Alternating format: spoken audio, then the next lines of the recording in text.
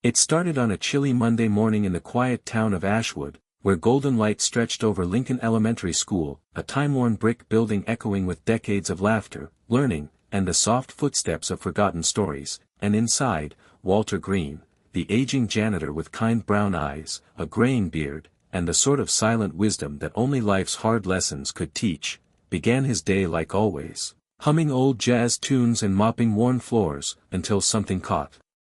his attention outside room 2B, a small boy, new to the school, standing rigid beside his desk while the other children sat, his arms tense, eyes hollow, and lips trembling as Mrs. Callahan gently urged, "Go ahead and sit, sweetheart," to which he barely whispered, "I can't," and though no one else seemed to notice the quiet horror in his voice, Walter did, because he had seen that haunted look before, in his own brother's eyes, long ago, in a house where fear walked louder than footsteps.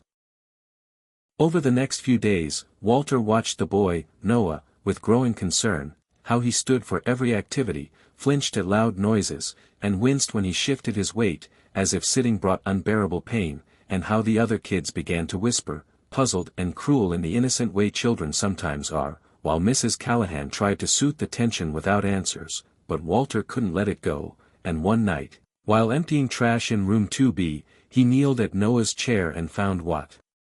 others missed, a faint, dark stain beneath the seat, dried blood, barely visible but screaming a silent truth that twisted Walter's gut and set his hands trembling, so the next day, with gentle words and quiet presence, he approached Noah by the water fountain and slowly opened a door the boy had kept bolted shut. "It hurts when I sit," Noah confessed, eyes wide with a fear too old for his small body. "My mom's boyfriend. He hits me with belts and other stuff," and though the words came out in fragments, they cut deep, and Walter, blinking back tears, placed a warm, steady hand on the boy's shoulder and promised, "That should never, ever happen to you," then acted immediately, taking Noah to the school nurse and principal, triggering a storm of calls and reports and tearful confessions that led to the arrest of the abuser and Noah's removal from the home. That night, a kind couple named the Hendersons, who had lost their only son 2 years prior and had been silently aching to love again, opened their hearts and home to Noah, giving him not just a soft bed and warm meals, but a puppy named Bentley who licked his tears and curled up beside him every night like a furry guardian angel. And while scars took time to fade, the healing began slowly, especially on Saturdays when Walter would visit with homemade cookies, small puzzles, and stories from his own broken childhood, always ending with, "You're strong, kid.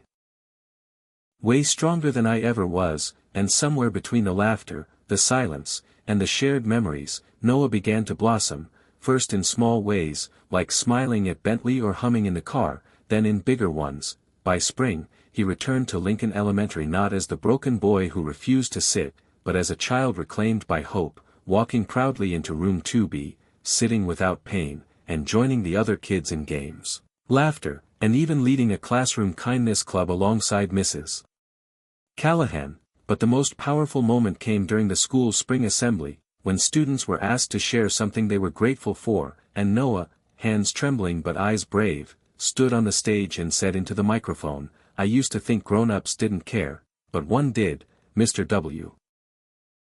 He saw me when no one else did," and the gym fell silent before erupting into applause, while Walter, watching from the back, quietly wiped a tear from his cheek, never one for fanfare, yet moved beyond words. The photo of them smiling together, Noah beaming, Walter kneeling beside him in his janitor's uniform, soon made the school website, captioned, "Kindness doesn't wear a cape, it wears work boots." And the story traveled from Ashwood to every corner of the country, sparking conversations